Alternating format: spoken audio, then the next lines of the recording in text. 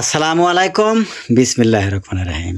দর্শক, আজকে একটা ভিন্ন ধরনের ভিডিও নিয়ে আপনাদের সম্মুখে উপস্থিত হইলাম। দর্শক, দীর্ঘদিন থেকে যারা পালস, অশ্ব, গুটি বেমারে কষ্ট ভোগ করতেছেন, এই ভিডিওটা তাদের জন্য। দেখেন দর্শক, পালস রোগটা হয় কই থেকে আপনাদেরকে আমি জানানোর চেষ্টা করব। আমার কথায় যদি কোনো ভুল ত্রুটি হয় আপনারা ক্ষমার দৃষ্টিতে দেখবেন। দীর্ঘদিন যদি আমেশা ভোগ করে আমেশা যখন পুরান হয়ে যায় তখন এই লোকটার পালস রোগ হইতে পারে। তারপর 2 নম্বরে, যাদের কোষ্ঠকাঠিন্য, কষা রোগ আছে, এই সমস্যা থাকলেও পালস রোগ হইতে পারে। অত্যন্ত গুড়াকৃমি থাকলেও আপনার পালস হইতে পারে। এই থেকে আপনাদের পালস হব 5 প্রকার। যেমন 1 নম্বরে হব অন্তর্বলী পালস। অন্তর্বলী কাকে বলে? ভিতরে গুটি হবে। 2 নম্বরে হবে বহুবলী। বহুবলী কাকে বলে? পায়খানা রাস্তায় সেরার মতো একটা নাইলে বা 2টা বার হয়ে যাব। 3 নম্বরে হব শতবলী। শতবলী কাকে বলে? আঙ্গুরের মতো, গ্রাপসের মতো ঝোঁকা ধইরা বার হবে। 4 নাম্বার হইবে আপনার খুনি বলি। পায়খানা কষা হইলে মল দরজা চিরা ফাইরা ব্লিডিং হব।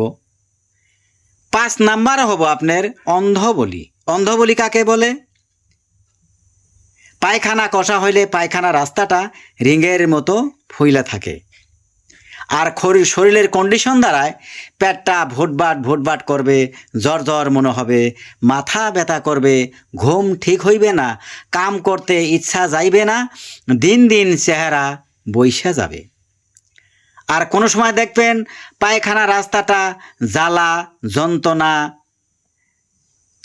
কিটিস করে কামড় মারা, আগুনের মতো ঝালানি, পোড়ানি, শুলানি, এই ধরনের সমস্যা থাকবে।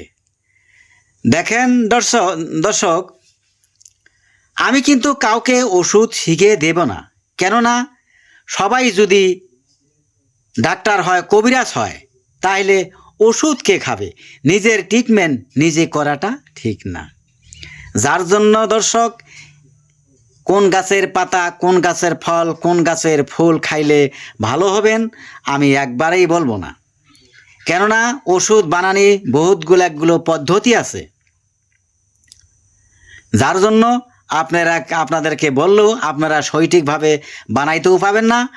আর আপনারা যে জড়িপুটি দোকানে যাবেন, একটা নাম বললে আপনাদেরকে আরেকটা চেঞ্জ করে বদলাইয়া দিবে, যার জন্য আপনাদের দ্বারায় ওষুধ বানানো সম্ভব না।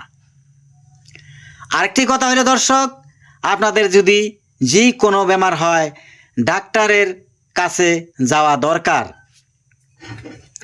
ডাক্তার বা ভালো জানাশোনা কবিরাজের কাছে যাওয়া দরকার।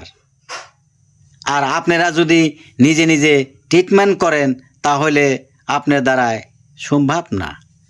কেননা দর্শক, সবাইকেই বলি নাই, হয়তো যারা গাছের লতা পাতা চিনে তারা হয়তো খাইয়ে ভালো হবেন ইনশাল্লাহ। এটা আমি বলি না যে একেবারেই ভালো হবে না, এই কথা আমি বলবও না। আরেকটি কথা হলো দর্শক, আমি যেগুলো কথা বললাম সেগুলো কথা, আর আপনার বেমার যদি বনে যায়, আমার কথা আর আপনার বেমার যদি মিলে, তাহলে আমার স্ক্রিনে দেওয়া নাম্বারে কল করে যোগাযোগ করবেন। আমি যদি দিতে পারি দেব। এই বলে আমি রেখে দিলাম। আবারও দেখা হবে পরের ভিডিওতে। আসসালামু আলাইকুম।